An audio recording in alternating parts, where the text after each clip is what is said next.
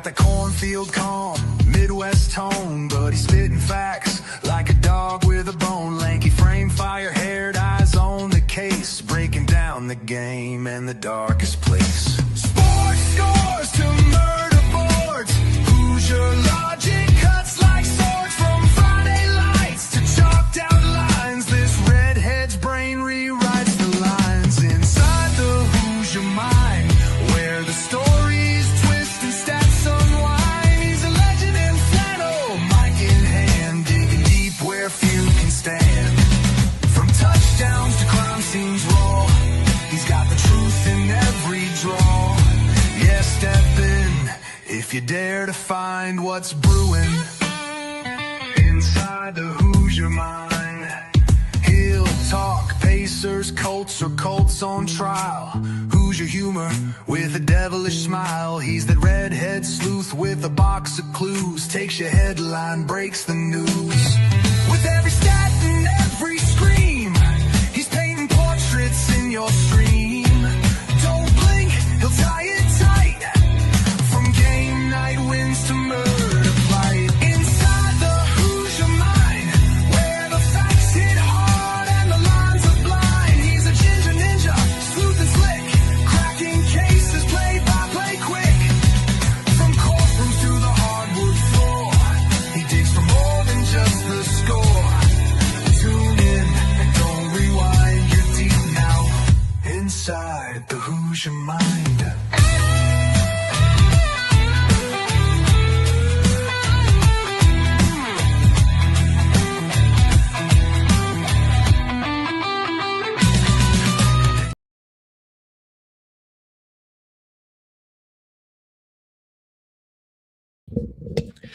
All right, welcome in everyone to Inside the Hoosier Mind, brought to you by Military Broadcast Radio, helping give veterans a voice. A little bit of technical difficulties there, but I am here with an old guest. Well, not old, but he hasn't been here for a hot minute. And Sam Sprunger with a little bit of throwback to the Big Talk days, talking college football. And he's here because we've had so much happen in the world of college football over this past year. And truly, Sam, I feel like there's so much that is now being put to the front of everything. And I truly wonder, it's probably not going to happen for the next 20 years, but I wonder if this is the steps of maybe change coming to the college football landscape in the future. When, we don't know, but that's my first initial thoughts. But appreciate you and happy to have you on the show, good sir. Yeah, thanks for letting me come back on and chat with you. I got to move myself over a little bit because I see the other shot, the up and down shot I'm barely seeing. There has been a lot in football in just the past 5 years that we've seen.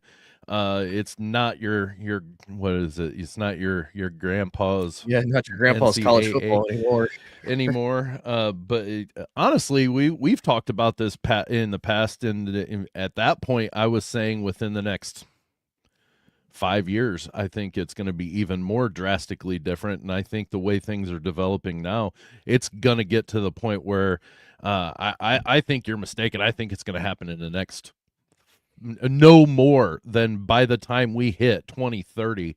We'll have an extremely different, and maybe 2032, because I think that is when the ACC's TV rights or whatever their thing. Technically, they're 2036. Is it 20? Oh, okay. Well, it'll be by 2030 then. Is what I was thinking. Maybe they'd ride out the storm, but 2036 is way too long.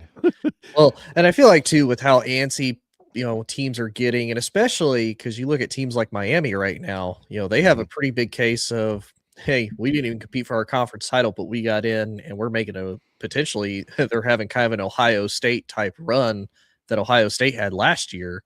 And so who knows, what noise will Miami make? What noise will Florida State? What noise will Clemson make as far as can they get out of the ACC or that TV rights deal, or just get it renewed? Maybe we do end up keeping the ACC. Who knows? I honestly, the way I'm seeing it, and I think it was Chip Kelly a couple of years ago just kind of threw out there, why don't we just take the top 64 teams, put them in the first top division of football, then the next 64, and then basically 3 tiers of Division I and make those the different tiers in which basically conferences don't exist. Because here's the thing. If conferences mattered, USC, Oregon, UCLA, and Washington would not be in the Big Ten. It's clearly just the money grab. So, geography doesn't matter anymore. So therefore, those conferences really just don't matter anymore. You have the top 64 teams in, they can just be the top 64. You know what I mean? And I think I've seen people bring up the fact of, you can even set it up to where the top 2 teams from the bottom 2 tiers get promoted, and the bottom 2 teams from each of the top 2 tiers get relegated. I think that's a brilliant the soccer style from the the UEFA or whatever you want to call it, soccer style of relegation and promotion. I think is amazingly wonderful to think about, and it might help do some good things in the game of college football. I think it's eventually going to be college football is going to sit on its own, out with no sort of conference alignment or anything, and you'll have all the other sports, basketball included, all the other sports go back to their regional style of conference, and you probably see the Pac-12 come back. Yeah. And in all honesty, that does kind of make sense. And like you said, we've talked about that for the last couple of years. Joel Klatt was a huge proponent of that, of why not just have football be its own entity. It makes sense. It does, because you think about it, it's the bread, it's the money, it's the breadwinner of the whole sports family as far as bringing revenue in for all of these universities. And even in the basketball schools.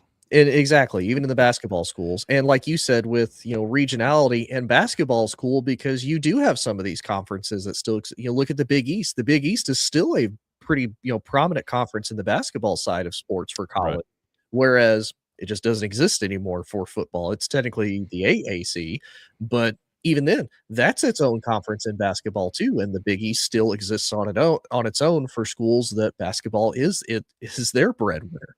So, it is an interesting layout to see, and you brought something up that I wanted to pick your brain on, because I gave my own thoughts on it, but I want to hear your thoughts because you're also an avid college football fan. Yeah. The conference championships. Oh, goodness. I know. We've got because we've talked about this, and you for a while there, because I remember these debates you and I would have. You were a big proponent of just getting rid of them. Yep. And at first, totally abolish them. And I was like, at first, I was thinking, no, like go win your conference. But this was also at the time when we had, a 4-team, football playoff, 4-team playoff. Where it actually kind of mattered. It kind of mattered. It's like, okay, if you're not the SEC champion, unless you're Alabama, you're probably not going to get in. And, we go from there, and there's a lot less room for error. Now you can have a couple trip ups, you can have a couple mistakes, and we've even seen teams. Ohio State last year didn't even compete for it, went on a run, won the national title. Miami poised to do dang near the exact same thing because they didn't compete for the ACC. And, with the way that they're playing and the way things shake out, maybe they're the dark horse team that's able to make a run. So this was the idea I had proposed, and I kind of want your thoughts on this too, along with it. I proposed copying like what we do in college basketball. Like if you have 2 teams that are both 13-0, like Indiana and Ohio State, or 12-0, in the regular season, co-champs, and you both get into the playoffs, you're co-Big Ten, regular season champs, keep going from there. Because realistically, yes, do we love to see, number 1 versus number 2 for a conference championship as an extra game? Absolutely. But there's the other point brought up of when you're sitting there and the college football playoff committee is trying to debate, who do we let in? Do we let in Miami? Do we let in Notre Dame? Does Alabama stay in? Do they get kicked out? And then you got poor BYU, which I'm not going to lie. I say poor BYU. I'm not really upset that BYU didn't get in. That's just a personal thing. But realistically, if you're sitting here, like, who do we put in? Miami versus Notre Dame. Well, Miami won the head-to-head matchup. That matters. Got to. It has to matter, because if it didn't, then why play that goes out the window. But we could also make the argument, if you want to keep conference championships, that's fine, but then you're like, oh man, what do we have these two teams do?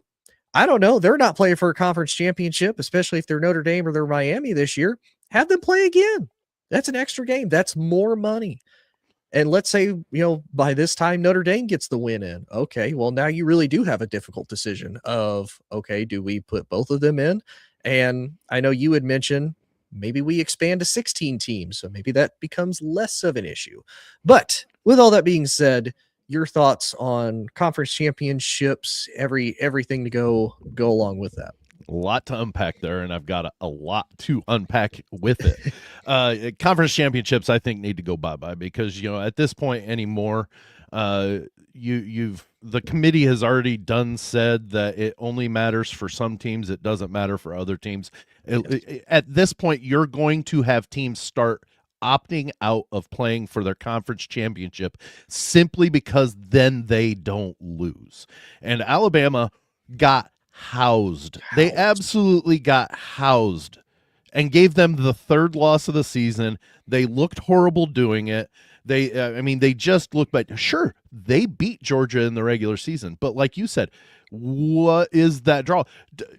Your same comment of have Notre Dame and Miami play. What's it matter?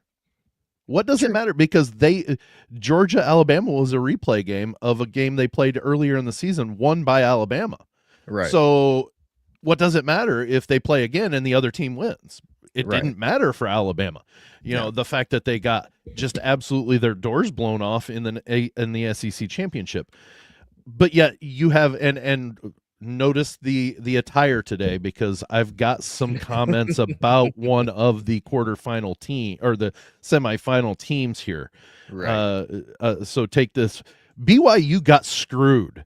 Yes, they because they went and played in their conference championship and they got beat pretty handily. Don't get me wrong. They got beat handily, but they only lost to one team all year. Yes, they lost twice, but they only lost to one team all season long. And the fact that they got beat in the Big 12 championship, they got punished for doing that. But they'd be the poster child for opting out. And remember when the committee said, no, if you lose your conference championship, you will not be punished. Yeah, remember a few years ago when we were all still on Big Talk together, USC got beat by Utah. They were in the playoff until they got beat by Utah, and that was the benchmark game that they went on the record to say losing in the conference championship will not hurt you in your bid for a playoff. Mm-hmm. And then a few years down the road, they do it to BYU because they had to somehow push Alabama into the playoff. Yep. Do I think that they deserve Alabama? No, because they were a three-loss team. Mm-hmm. That yes, they ended up beating Oklahoma, but honestly, I think whoever plays Oklahoma's beating them because Oklahoma couldn't score points.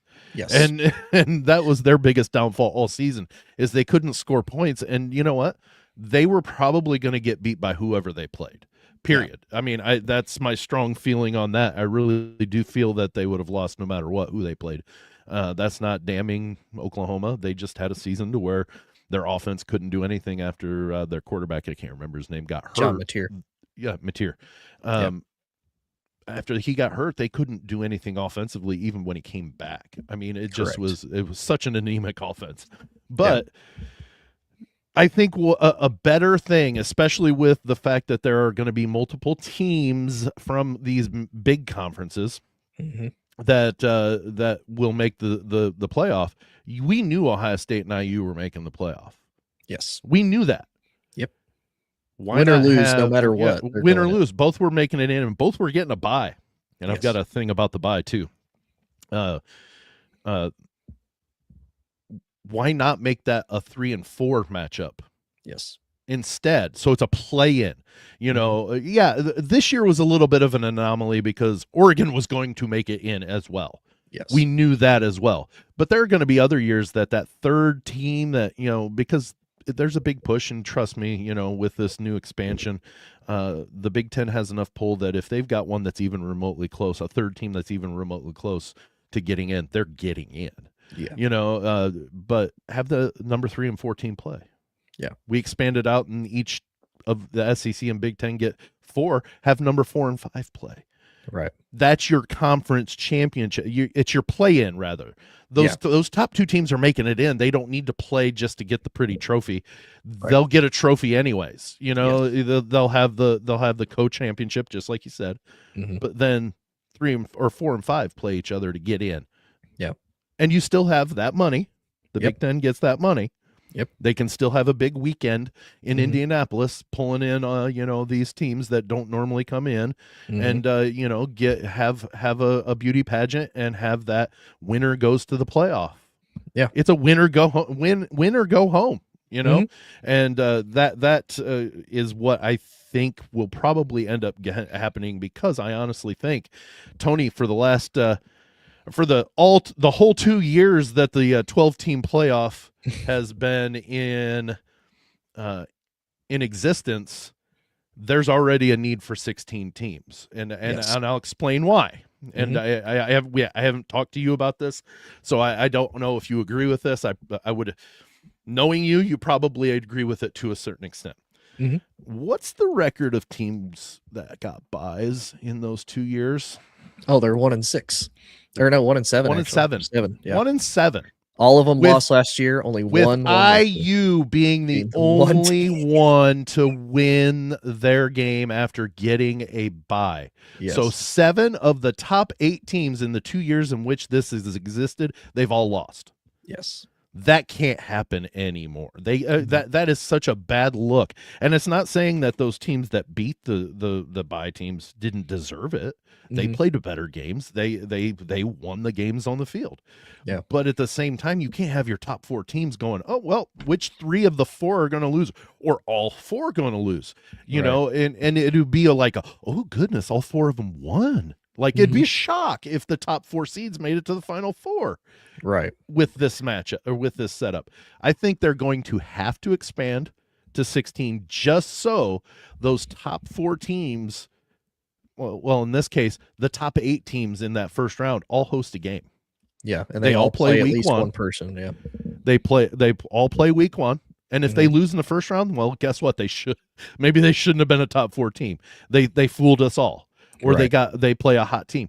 It's gonna have to go that way, or it is such a horrible look for the CFP when 7 of your 8 top 4 of your top teams in the 2 tournaments you've held have all lost in their first game.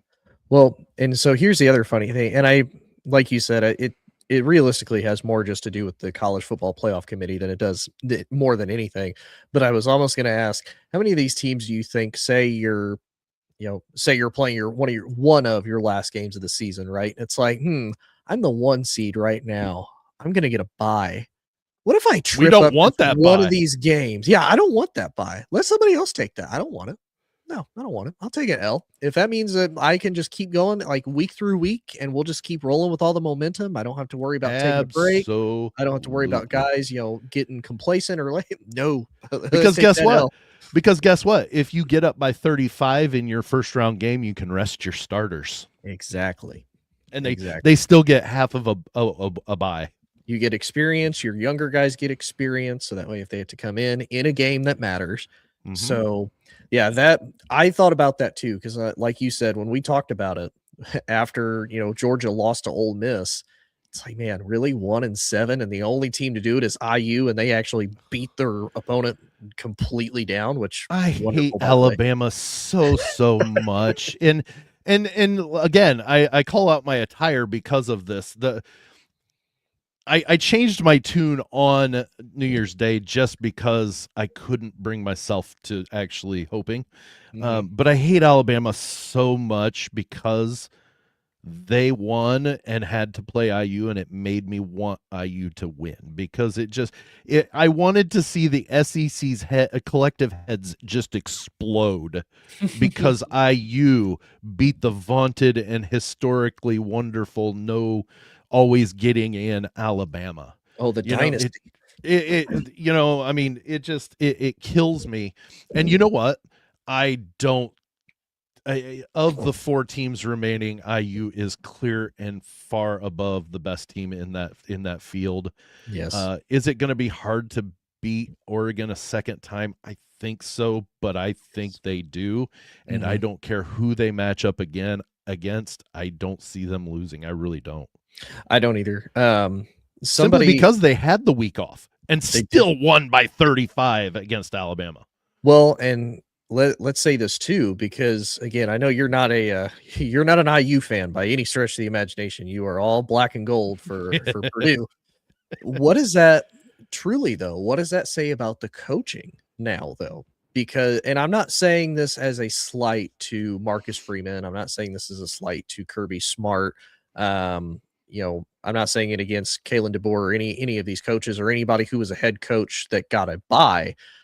What does that say though, when, you know, Kurt Signetti is able to keep his team pretty much in the exact season form that we've seen them be all year long, with this is how we're going to prep, this is how we're going to work, this is how the on-field execution is going to go.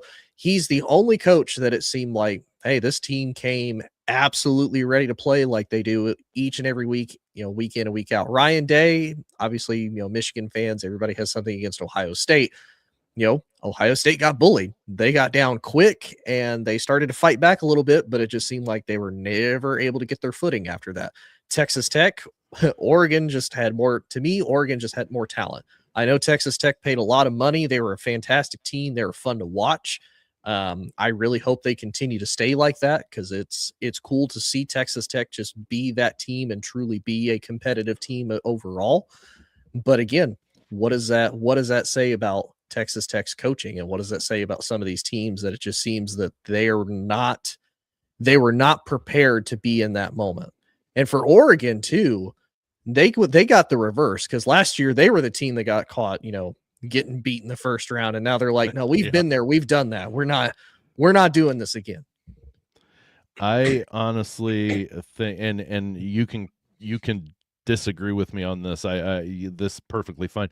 Of all the stuff that I saw leading into that quarterfinal weekend, there was more and more stuff written and reels published and everything saying how Alabama is just going to go in and lambaste IU. And there was no chance the Hoosiers had against the ever fearful and feared Black hoodie, Crimson Tide. The Crimson Tide, you know, and honestly, when you have that much billboard material or bulletin board material, it makes your job a little bit easier. I'm not saying that if we saw nothing that IU would have folded like a cheap paper bag. Yeah. It would have been up maybe a lot closer, but like, you know what, when you know, I forget who it was that I saw, they did the analysis of overall talent on the teams. Oh yeah. Alabama had the 7th best talent on their roster.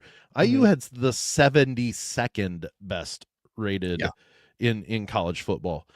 But when you've got, okay, hey guys, you know, you just accidentally ended up, you know, all year long, what has Paul Feinbaum and all those moronic SEC people said about IU? If they were in the SEC, they'd be a middle of the pack team. They just beat the hell out of your middle of the pack team. Yeah.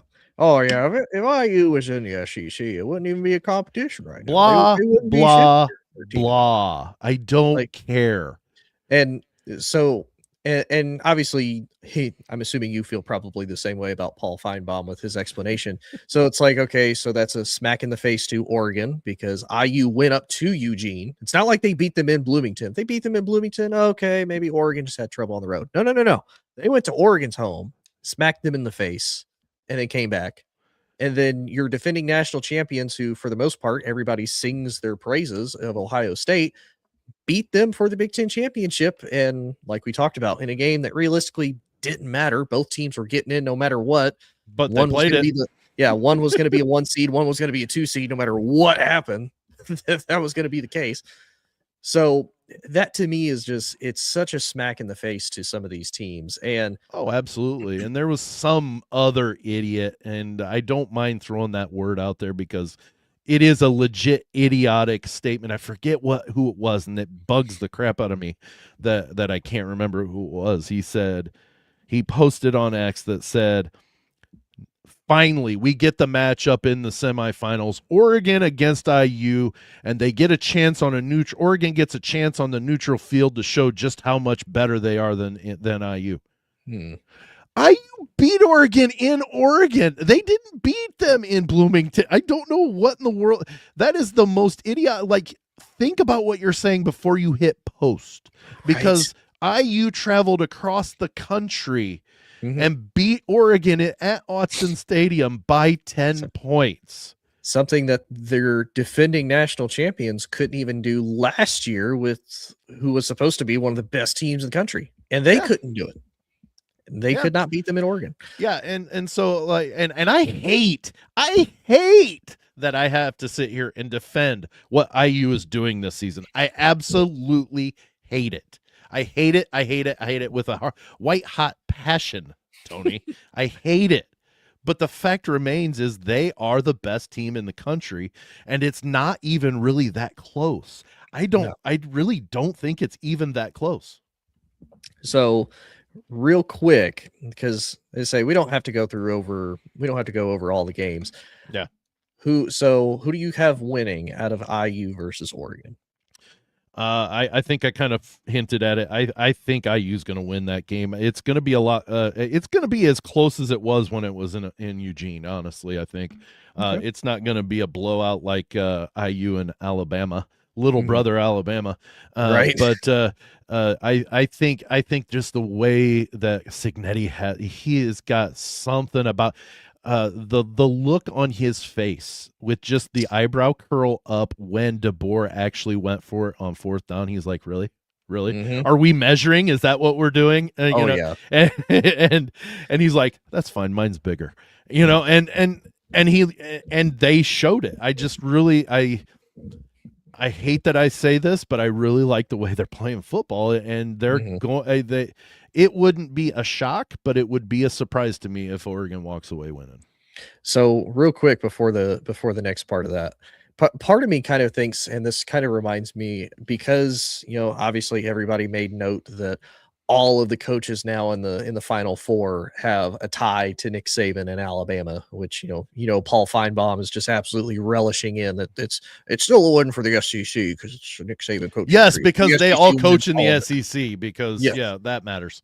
But but nonetheless, though, it almost kind of look like that Coach Cignetti is kind of the not really the stepchild, but kind of like the adopted child that is truly having success, and the true blood-born son of Kalen DeBoer is just fumbling constantly as far as losing to bad teams. And, Alabama's Coach Saban is having to really cater and really, advertise that no, Alabama deserves to be in. Alabama deserves to be in. Let me kind of retake the reins of coaching here. But Kalen, you're still the coach, but I'm still on campus, so I'm going to help you recruit and I'm going to help you coach. Like, does it kind of feel like that to me? He's still got an office in Tuscaloosa. Come on. Well, and it's funny. I have a buddy who goes to Alabama, and I called him out for that. I'm like, there ain't no way after that Florida State loss that Kalen just suddenly became a good coach all of a sudden again. As far as let's turn this team around. You know what? I'll do your game plans for you, Kalen, and then you can just act like you're making the calls. Yeah, there's a guy I follow on TikTok who's hilarious. He has this Nick Saban character, and then Kalen DeBoer. And every time Kalen DeBoer loses, Nick Saban shows up, and he's like, "You keep messing up, Daddy's coming home." He's gonna come home with the milk, literally, and the oatmeal cream pies because Miss Terry. He's tired of having to clean after Miss Terry. But so you've got IU more than likely beating Oregon, making it. I think they win by 2 possessions, probably a 10-point. Type of thing. And you know what? It may be a touchdown late makes it 14. I really don't. It's going to be one of those, if you remember the championship game, the Big Ten championship game last year when Penn State and Oregon played. Penn State got close, and then Oregon would puff it out. And then Penn State, it was like Oregon just had them always at an arm's length. I think that's what it's going to be. Okay. So then who do you have on the other side with Ole Miss versus Miami? This one's a hard one because I really do like what Ole Miss is doing. I really do. But it's hard to dismiss what Miami's done with their life that they got. Yes. And so this is going to be I think a field goal, kind of like the game against Georgia, to where, that field goal at the end is just going to, basically end it. Give me Miami.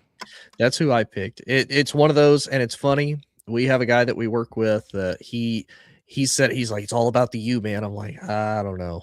And they face Texas A&M. They get the upset. I'm like, okay, I wasn't expecting that. Okay, I was like, oh, but against Ohio State, no, there's no way. Like, oh my God, they beat Ohio. Well, I can't pick them against Ole Miss because I'm 0-2 picking against them. So I guess I got to go for them.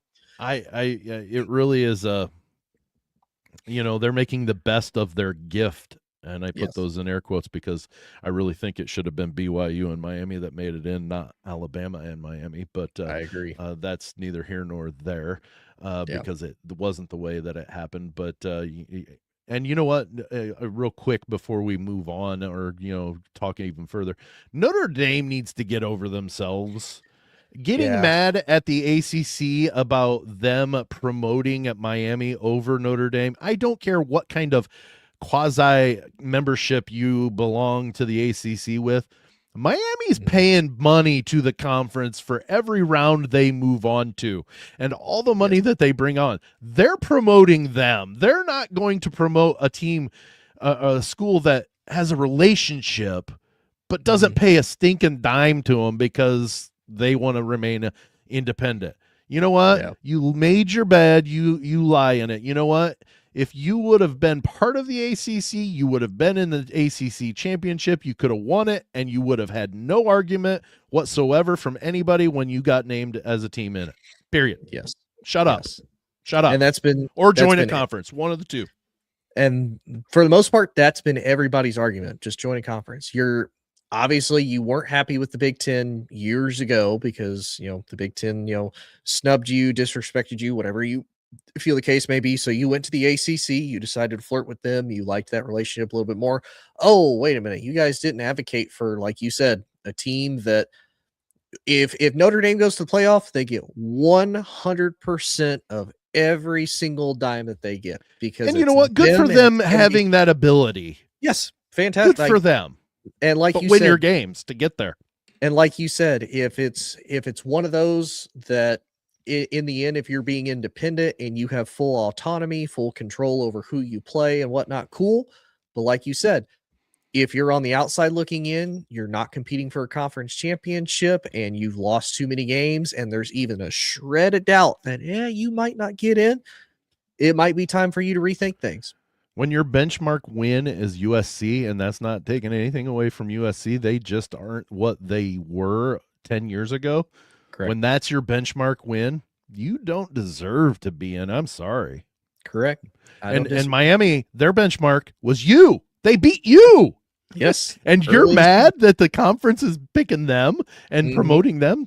Get over yourself. Or beat Texas A&M. You lost by a point to them, for crying out loud. In your own stadium. It's not like you're on the road. Stadium. At home. Come on. Yeah, I think their only ranked win was against Navy. It's like, really? That's and you know what? Navy was a 23rd ranked team, and they got there because they don't play anybody either. Nothing against the Naval Academy. Yeah. I don't know. I don't care for the Navy. I can say that being an Air Force veteran. Navy, I don't know about the Navy sometimes. Just kidding. I love the Navy. You know what I'm talking about. You yes. know, great for the military, the service academies doing what they do, and if they get to be ranked, that's a great season. But you know what? In the grand scheme of things, that's not a real big win on a team's resume. No. And then real quick, as kind of our last college football topic, at least, what's your thoughts on Ole Miss still making this magical run without their head coach? Because there's a lot of people said, if Lane had still been the head coach and they played against Georgia, they might not be able to beat Georgia a second time. Like, a lot of people seem to be on board, not only because it's Lane Kiffin hate, and even as an LSU fan and somebody who goes to LSU, I completely understand. completely understand. I've even seen, and I think Lane tweeted that he is leaving LSU to become the president of Venezuela and all of that. But we're not going to get that far into it. I just thought it was a funny joke. My question is, does Venezuela pay the bonus if Ole Miss keeps moving on? Oh, I think they have to. I think he'd have that in the contract. But, how kind of cool is it that Ole Miss is still doing this? Because you got to think, we've never seen this before as far as a coach leaving a team midst a playoff run, especially with where they were sitting at 11-1. It's like you knew they were going to the playoffs. We've never seen a coach leave a team like this, not be a part of it, and the team just continue to chug along like absolutely nothing changed. Everything is still running the exact same way. The last time we almost saw it was the last time LSU hired a new coach. Yeah. When Brian Kelly left Notre Dame with them on the cusp of getting into the playoffs, but they ended up not getting there. You know what? It's the system's issue. This is completely and utterly the system's problem, because there shouldn't be any issue to where a coach has to leave his playoff team before the playoffs. We talked a little bit about this off air before we came on, and you know what? There are ways to do this that will still allow the kids to wait until after the season's done, completely done, and still be able to get into the transfer portal and get enrolled. Yes. You can't convince me, and colleges do it all the time. They let kids in past a certain date. Now, if it's past the drop date, then no, they don't let. But within a couple of weeks, you can still pick up a new class. So you know what? Those kids can still probably get enrolled and get into a class. They're going to be a little behind, but you know what? That's part of playing the game. If you want to leave your school that you're at, that's part of the game you're playing. Okay, period. Yeah. But at the same time, why? Like, there's a kid from close to where I grew up, and actually his mom, I graduated with his mom, tight end for Miami. He's been injured all year, or for the last half of the season, so he's not on the active roster, but he just transferred to IU. And people are like, oh, why would he leave in the middle of a playoff run? He's hurt. He's not playing, so really he's not a big hit to the roster. But at the same time, he's got to, in order to get enrolled and be able to, according to the NCAA, you've got to be enrolled by a certain time for him to be able to take spring courses at IU. Yeah. That shouldn't be happening. That should, Bo Pribula last year should not have left Penn State before they went to the semifinals, for crying out loud. Yeah. It just shouldn't happen. And coaches shouldn't be able to leave that quickly, but I understand why they do at the same time. Yes. They're taking a new job because to go build a different program. Well, they've got to go because, hey, guess what? The portal's open.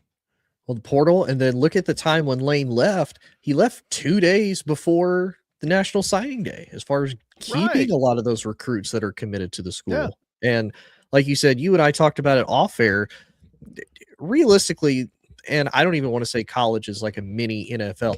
It is. It is a professional league that the only difference is you have a little bit of school sprinkled in. Well, and you have free agency that hits in the middle of the playoffs. Correct. Which to me, like you said, for the fairness to not only the student athletes, but the fairness to the coaches, and realistically, every single team across the board, whether you're Power 4, Group 6, or anything in between, to me, open season, free agency, job interviews, tampering, which is essentially what they're trying to avoid, or at least what Ole Miss is trying to avoid, even though they're still letting the offensive coordinator go to LSU, but still come back to help coach Ole Miss into the playoffs.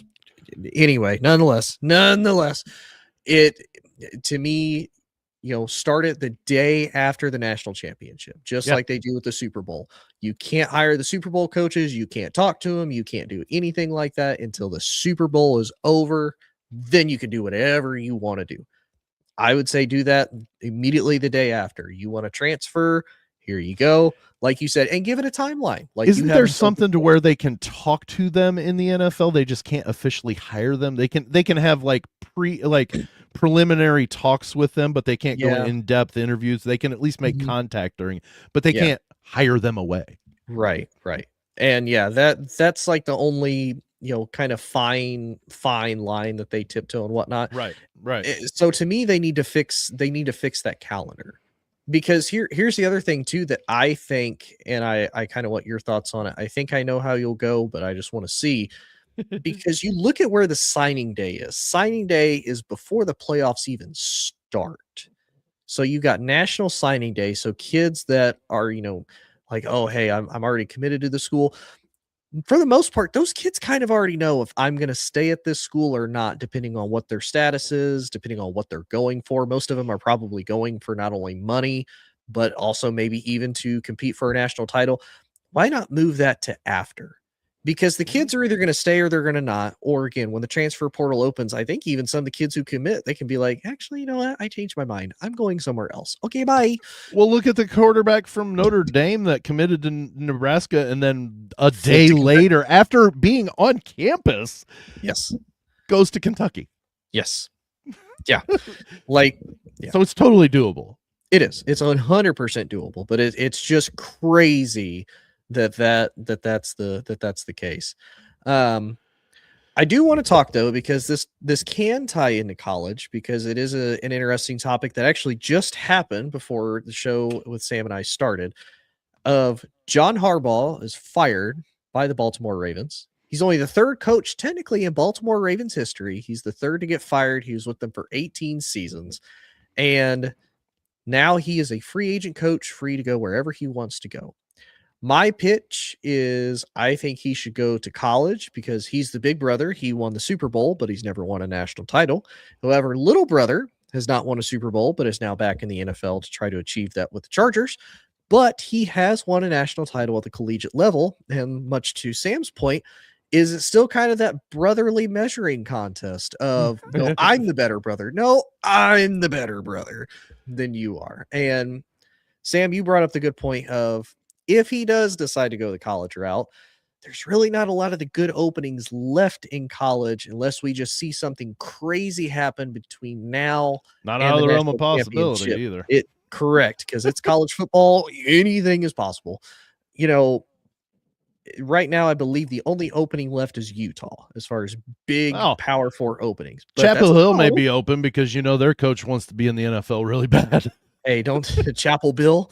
Yeah, right. Wait, does Jordan come with him, or does she stay at North Carolina? Is she still taking classes at North Carolina? Oh, sorry, she's older than that. I'm sorry. I didn't know she was old enough to leave school yet or not. I don't know what happens with John. I really don't. First off, I'm really, really confused as to why he's not still the coach in Baltimore, because you know Correct. what? I understand. Okay, you haven't done. Who are you gonna get that's better? And it's only his second losing season. No, second or third. Like, he's only had like 3 losing seasons with them. 18 seasons too. You know what I mean? So it's not like he's got more losing seasons than not. It's very confusing. But it's the what have you done for me lately, I guess, when it comes to that. But at the same time, probably has something to do with the fact that he's had high seeds and they haven't gotten to a Super Bowl since they won it. So True. Probably has to do with some of that. But at the same time, who are you going to get that's better? You're Correct. just not. I don't know if you're going to find anybody that's better. I don't know. It's when it comes to John, I really don't know if he has a want to be in college. But honestly, I would see him taking a year off before jumping right into Utah if he did want to go. Yeah. Now some of these NFL positions may get filled with somebody big name from college, but you know what? I just don't know that that's going to happen. You don't see that as much, at least from the big name colleges.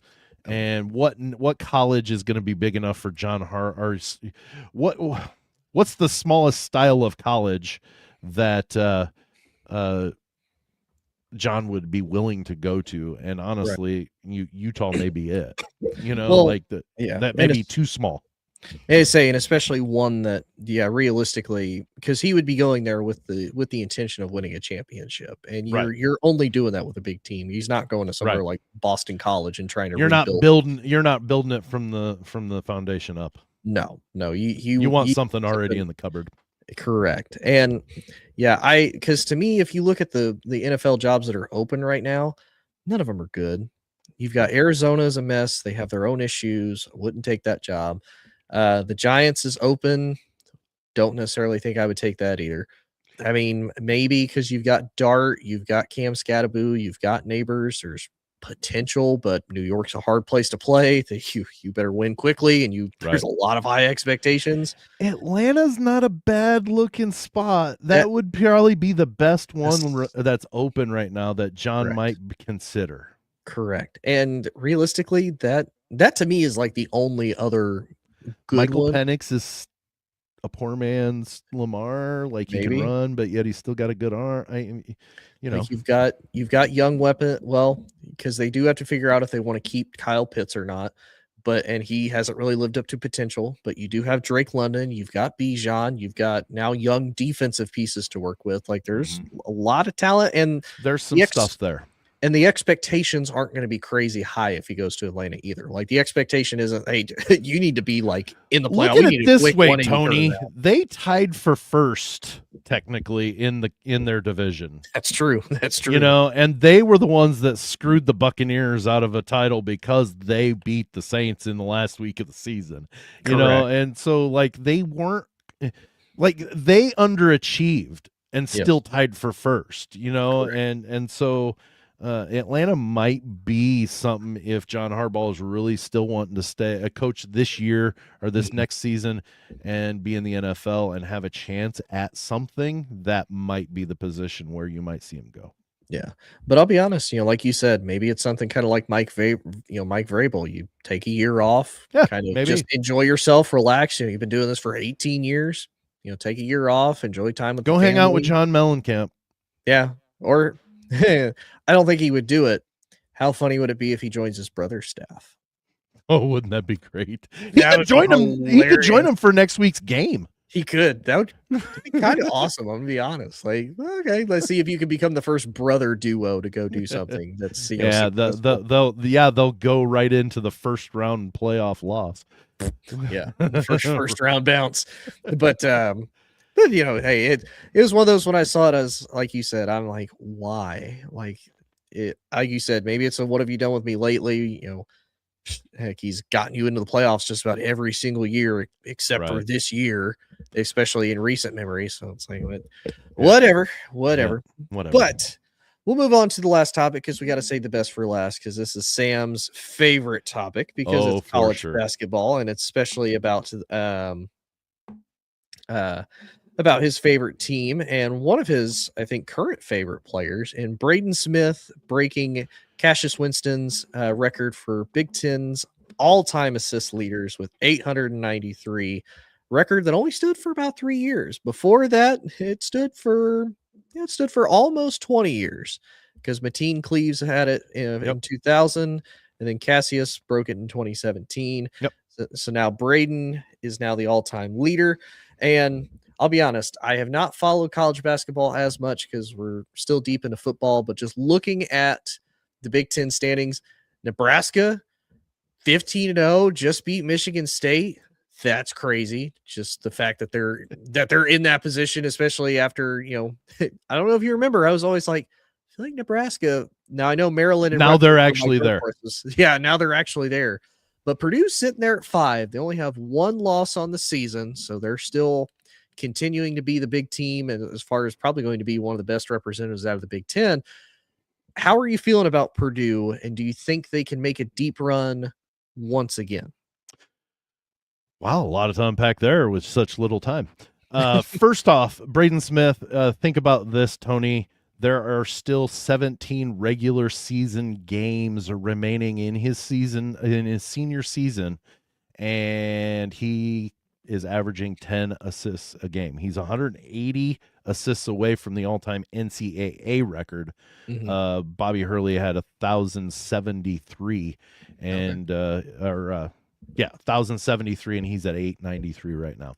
Yeah. And if he averages 10 assists a game, he will tie it on the last game of the season and probably break it. Or, well, he won't tie it. I'm sorry. He'll be 10 short going into the Big Ten tournament and probably break it either that first game or the next game after that. So, I mean, it's not a foregone conclusion, but you're almost looking at an ESPN predictor of like 96%, that he's going to break this. Barring an injury or anything crazy. Right. And that's going to be the Big Ten mark now. Yeah. And to think that, the eight whatever Cleves had stood for almost 20 years. Mm-hmm. And then you've got Braden Smith who comes in and he's breaking the new record 3 games into the Big Ten season. 3 games into it, and he's got 17 more.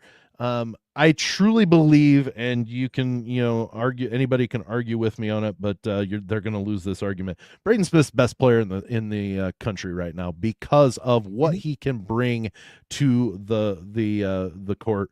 He can score. He doesn't have to. He only averages about 13 points a game, but he doesn't have to. He can put 30 on the board if he needs to, but he doesn't need to. Yeah. He can. I don't know if you've seen any highlights of some of these assists that he's gotten, but just absurd behind the back through defense to a perfect landing point for a dunk, or they're absurd. His pump fake is one that you couldn't. I think Stevie Wonder would go, "Oh my gosh, that is amazing," because he literally will bring all of his pivot foot, all but the toe, off the ground, come back down and watch the guy go sailing by, and then put the jumper up. Yeah. What he brings, you've got to respect the fact that he can drive to the hoop and whoa. If you put too much defense on him, he's going to find the open guy right there at the hoop for the lay-in. He is so threatening when it comes. Does he make mistakes? Sure, everybody does. And does he get a little carried away once in a while? Sure, everybody does. But at the same point, the fact that he contributes either points or assists-wise for so much of Purdue's offense just to me says he is by far the best player in the country. It just really doesn't, to me, at least at this point, come even close. Well, and I'll be honest too, and you can correct me if I'm wrong, because like I said, I haven't watched as much college basketball this year as I did last year, with the exception of probably him. And I only say this because you're a Purdue fan and I know you watch Purdue. I feel like there's not that star player like there was with Cooper Flagg. Like Cooper Flagg was kind of the headline player last year of like, oh, he's the best baller in the nation. But it feels like to me now, and I've kind of felt this way for the last probably 3 or 4 years, with the exception of maybe a handful of guys here and there, you don't have those singular big stars that are just taking over teams and taking over games like they do, and you will. But it seems like, with the way Purdue plays, with the way Michigan State plays, it truly is a team collective. We will have good stars. We will have guys that can make big plays, but we don't need that big money name. We don't need this one big guy that we have to try to funnel everything through to make it happen. Now, obviously, Purdue had Zach Edey, which they did for a long time. They utilized what they had, but it's still a testament to Braden Smith and the rest of this Purdue team of what they've been able to do, and that still collectively as a team, they can still produce this type of success even without that quote-unquote star player there. Let's say it this way, yes, Braden Smith benefited greatly from having 2 years with Zach Edey. He absolutely did. Mm-hmm. But at the same point, Zach Edey got a lot of his lunch set for him because he had Braden Smith. Now, has he gotten is he a lot better than what he was those 2 years? I think so. I think he's that much better now. He's improved in his assist totals average every year, and his turnovers have gone down. Not every year, but they've gone down. His average, and Matt Painter talks about a lot, to where a 2.5 assist to turnover ratio is a very, very good ratio. Mm-hmm. Braden Smith's almost a 4-to-1 right now. Yeah. Like that think about that like, and three times, Tony, he has out assisted the entire other team that he's played against. Yeah. Against Memphis in the Baja Mar in the early season, then just on the 20th in Indianapolis against Auburn, he out assisted the entire Auburn team. And then when he broke the record the other night, he out assisted Wisconsin 12-7. So like, for him to be able to do that, and here's the real thing, and I've been talking to a couple of different people, they feel that he hasn't really broken out with a big game yet on the assists. Think about that. You know, like, they're saying there's going to be a game where he's going to blow up for maybe even 20 because all the passes he ends up sending out, the shots get hit instead of only a few of them falling. You know, like, there's been multiple games that he's had 10 or 12 assists that he could have had 4 or 5 more because they had great looks and just didn't hit the shot. Yeah.